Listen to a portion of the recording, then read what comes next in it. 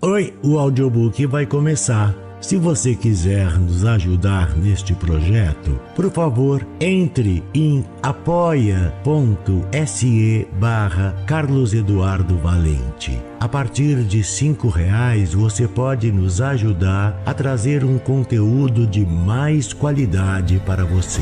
Você também pode se inscrever em nosso canal do YouTube e tornar-se membro para ter conteúdos inéditos antes de qualquer outra pessoa. Espero que gostem do que vão ouvir. Um grande abraço a todos. Use seu fone de ouvido para uma maior imersão. Do narrador Carlos Eduardo Valente. Contato carlão50@gmail.com. O presente da coruja, de Jefferson G. de Araújo. Desesperada, a enfermeira empurrou a porta do consultório com tamanha força que uma trinca na frágil parede se formou. O médico, despreocupado em sua visita noturna à mansão de Hypnos, foi abruptamente despertado pelo estrondo. Ele saltou de sua cadeira e pôs-se de pé imediatamente. "Doutor!" ela gritou ofegante. "Doutor, um paciente está causando um alvoroço na ala 52. Antes que outra informação pudesse penetrar seus ouvidos, o médico avançou para fora da sala. "Alguns enfermeiros estão tentando contê-lo, mas outros pacientes estão em pânico e fora de controle. Está tudo uma bagunça." A enfermeira tentava acompanhar os passos apressados do homem. Ele não precisava olhar as sinalizações das salas. Aqueles corredores eram tão familiares quanto a casa onde vivera desde a infância, desde que sua mãe o abandonara, deixando-o apenas com seu pai. Seu pai o empurrara para a carreira médica e assim ele acabou neste hospital. A poucos passos da ala em questão, rastros de caos já se manifestavam. Enfermeiros perseguindo pacientes em desespero. Vidro estilhaçado formando poças diante das portas com janelas quebradas. A cena lhe provocou um nó no estômago. Chegando à origem do tumulto, Mário e a enfermeira encontraram um cenário que parecia ter sido devastado por um furacão. Leitos revirados, um cobertor rodopiando no ventilador de teto e um armário arrastado até o centro da sala, no topo do qual estava o causador de toda essa confusão. "Isso é incrível!" exclamou o paciente. Sua voz soava estrangulada, como se alguém o estivesse sufocando. Lentamente ergueu os braços, segurando um objeto intrigante do tamanho de uma bola de bilhar, escuro como o número 8, mas com formato cuboidal. "Nem mesmo meus pais me deram algo tão precioso. Minha esposa ou filhos, esses ingratos que me colocaram aqui com esses loucos irritantes." Ele soltou uma risada que ecoou pelo corredor e por pouco não caiu, assustando os presentes. "O que vamos fazer?" A enfermeira sussurrou no ouvido do médico, mas não obteve resposta. Ele estava boquiaberto demais para prestar atenção. Mário não tinha paixão pela medicina e seu estômago revirava só com um cheiro de sangue. A psiquiatria havia sido sua fuga desse problema, mas agora ele se arrependeu amargamente da sua escolha. "Com licença, senhor", disse o médico, reunindo coragem para agir. Sua voz ainda soava trêmula, mas ele chamou mais 2 vezes, até chamar a atenção do paciente, elevando o tom. "Com licença, senhor, com licença." "Doutor, eu mal notei sua chegada. Venho trocar uma ideia como sempre." O armário tremeu e o objeto quase caiu. Os funcionários indicaram ao médico que ele deveria concordar.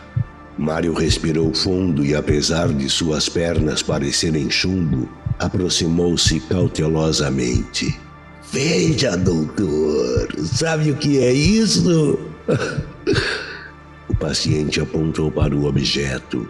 Ganhei isso de uma visita bastante especial. De quem? O paciente abriu apenas um dos seus olhos, encarando Mário por um momento antes de explodir em gargalhadas que quase o fizeram cair.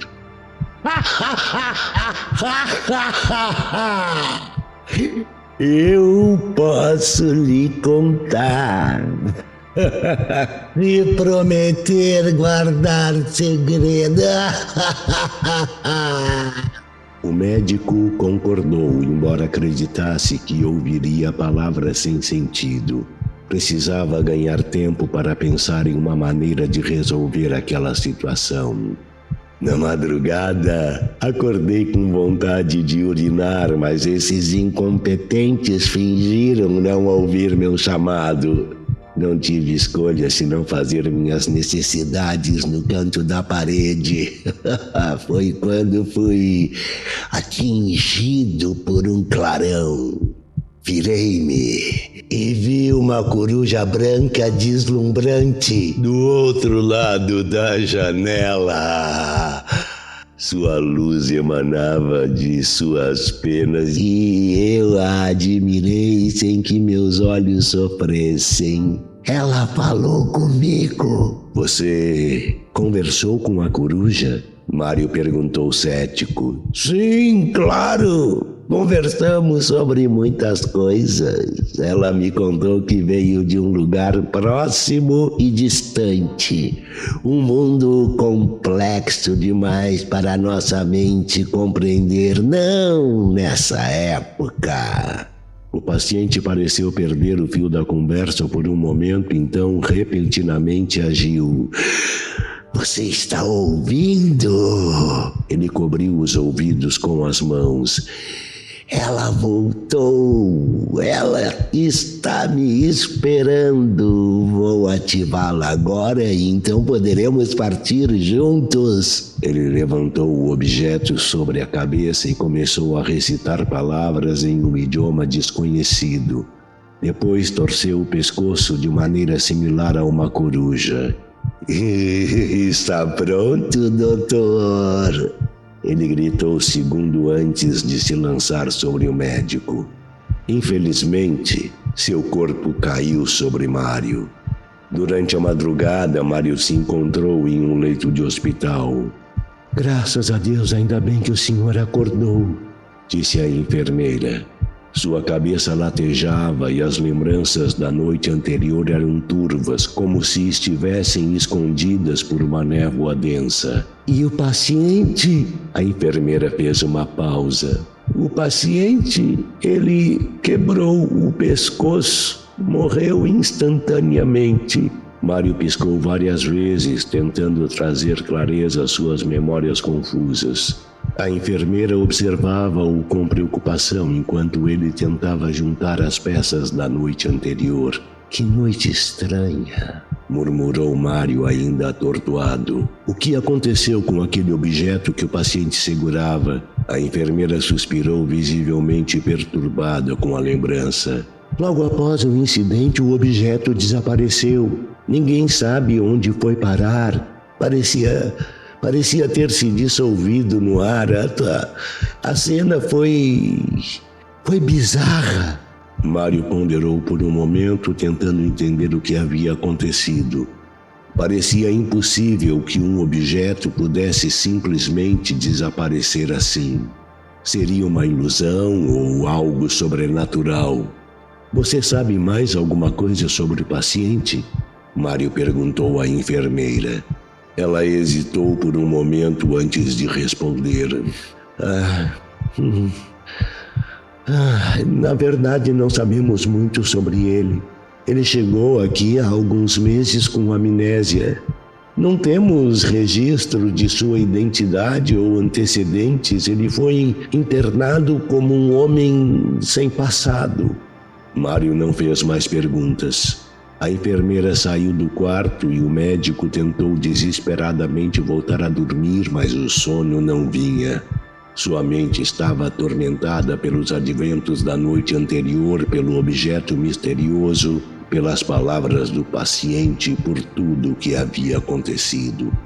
Enquanto ele estava deitado, naquela semi-escuridão entre a vigília e o sono, uma luz intensa invadiu seu quarto.